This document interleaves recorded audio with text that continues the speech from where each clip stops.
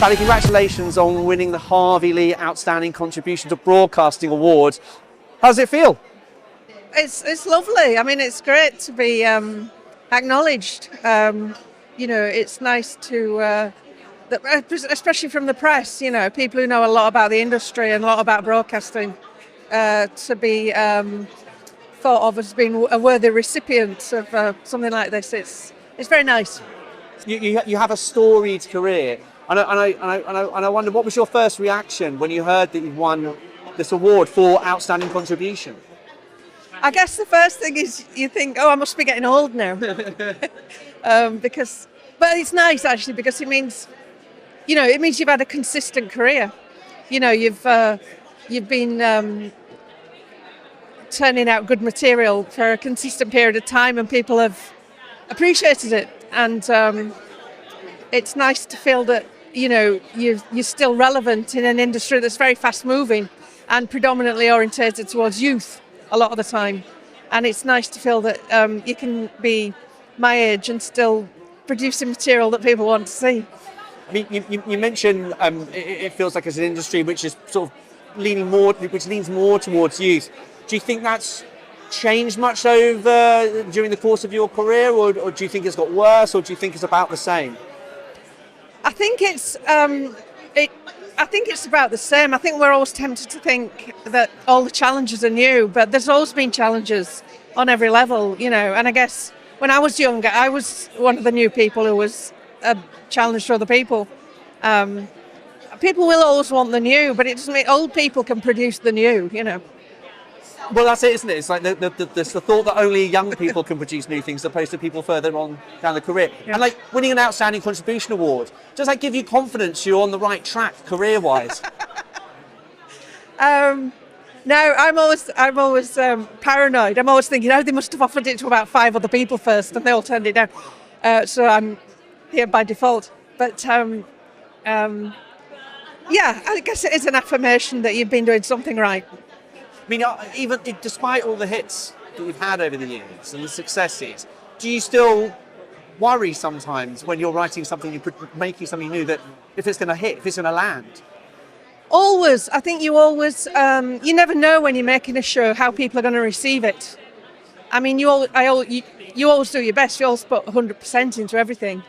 And, sometimes you hit the zeitgeist and sometimes you don't. And you never know. It's a weird alchemy. And, if we knew what that, the ingredients were, we'd be making hits all the time. But you never know. I always think TV is a weird alchemy.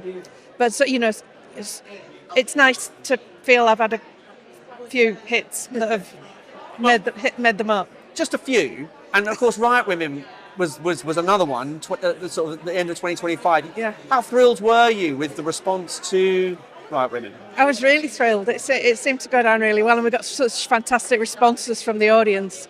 We had fantastic reviews as well here and in America. The reviews in America were excellent. We had a few snippy reviews from men in England, which amused me hugely, because it's like men can't stand a show that just isn't about men. A lot of men really loved it. I mean, did they essentially miss the very point that was being made? Absolutely. Exactly that. I mean, there were a couple of people who said things like, Sally Wainwright hates men. It's because I'm not writing about them. I hate them. What can you say? I mean, Riot Women was your latest hit, but to go back to the earlier point in your career, what do you think was the turning point? What do you think was the episode that you wrote, or the series that you first penned, that was the turning point in your career, where things started to really move? I wrote a drama in 2009 called Unforgiven, which Saran played the lead in, and I feel like that was a big turning point for me. It seemed to.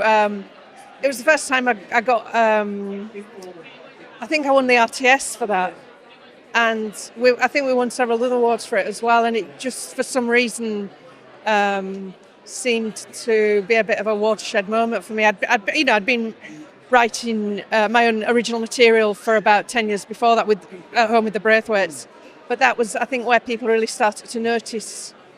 I think it was a slightly more serious drama. I think I'd been writing quite comedy dramas up to that point, and Unforgiven was it just wasn't funny. It was quite a serious drama. And I think that made a big difference.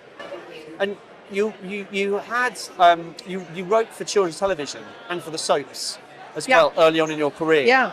How vital are they to a writer's progression and producing a pool of writing talent? And what does the diminishment of those fields mean for the pool of writers we can draw from and the experience they can gain? Writing children's television. And for soaps as well. I wrote 2 children's programs. I wrote Children's Ward, or I think it was called The Ward by the time I wrote it. And I wrote Just Us, which was a drama that Kay Mellor invented. And I didn't really think of them as being any different to writing other ongoing dramas that I was writing at the time, or soap, as you call it.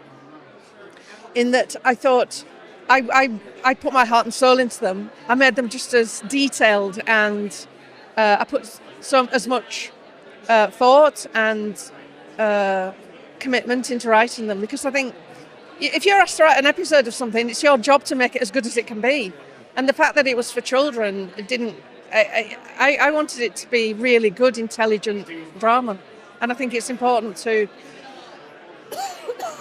Excuse me. I often say this to students. If you get offered an episode of a soap, don't diss it. Make it the best episode of that soap that's ever been. Yeah. And you've created so many characters over the years, from those early days through to the Riot Women. Which of the characters sort of have you lived with the longest, that continue to live with you? Like, do they all live with you? You're very crowded, if that was the case. But are there one or two who have particularly stuck with you throughout the years? You kind of love all your characters in different. They are your babies. I'm asking you to choose your favourite babies. Probably Kitty Eckersley. Kitty Eckersley. Why would you choose Kitty? Well, I suppose you're always most interested in the thing you've just written. So it would be a toss-up between Kitty, Catherine, Carewood, and Lister, probably, and I was going to say Caroline from Last Tango, but I think really those 3, Kitty, Anne Lister, and Catherine Carewood. And just finally, really, where do you find the most inspiration for your work? What is the source of a lot of your inspiration? And also, where do you find your creative spark really firing? Do you have to be in a certain place? Do you have to be in a certain space? No, I think I am kind of obsessive. I do work all the time. I've got an obsessive kind of personality, and I never really stop thinking things and making things up. For me, it's often like a tiny little germ of an idea, something that really excites me, or something that a story or an anecdote I've heard that really makes me think, oh my God, I've got to write that. And then the rest is hard work. The rest is really populating that idea with the context and other people and more story. So it's inspiration, I think, is this tiny little thing that just comes now and again, and the rest is hard work. And if any writers who are trying to make it happen were to watch or listen to this, what's the one piece of advice you give them? I think, I'm afraid it's rather prosaic. The best advice I can give for what younger writers is get an agent. Right, fair enough. Which is very hard to do, but you really can't do a lot without an agent. And you should put a lot of effort into that. And the best way to do that is to write a really good, solid piece of work with a beginning, a middle and an end, and to show that you can do it. It's like having a good calling card. Sally, thank you so much and congratulations. I really appreciate your time.